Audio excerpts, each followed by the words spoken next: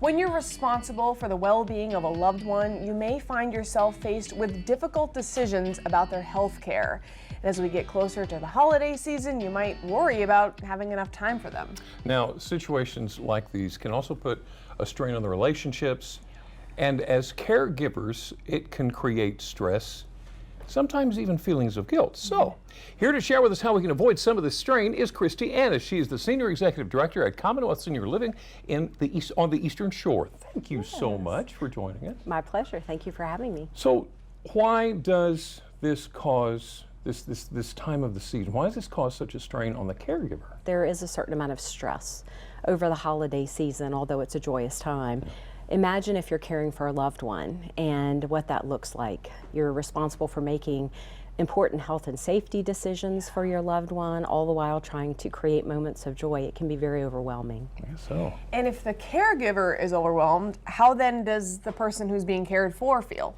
Extremely overwhelmed. Yeah. And it's difficult to create those moments of joy when you're trying to maneuver through all of that stress. Okay, so draw a picture for me. What does a good relationship look like between the caregiver and the elderly? So a good relationship is taking care of yourself first and foremost. As a caregiver, that's very important. And most caregivers don't take good enough care of themselves because they're focused on their loved ones. Also, having a good support system is vital.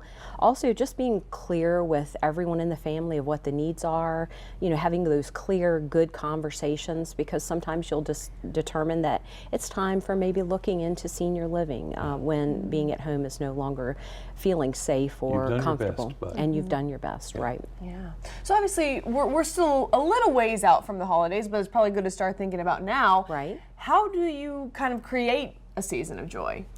Well, I think you have to manage first your expectations around the season and then just take your time in determining what is best for you and your loved one by having those important conversations early, and it can be very overwhelming for folks who need care, especially if they have dementia, to have too many people, too many events, too many things going on. Yeah.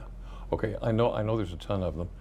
If you could pick one tip that you could share with us here, what would it be? So I think if I were to give one tip about managing, say for instance, caregiving with someone with dementia, it would be certainly not arguing with the person, giving them choices. Even folks with dementia can make choices between what they want to wear, this thing or this thing. Right.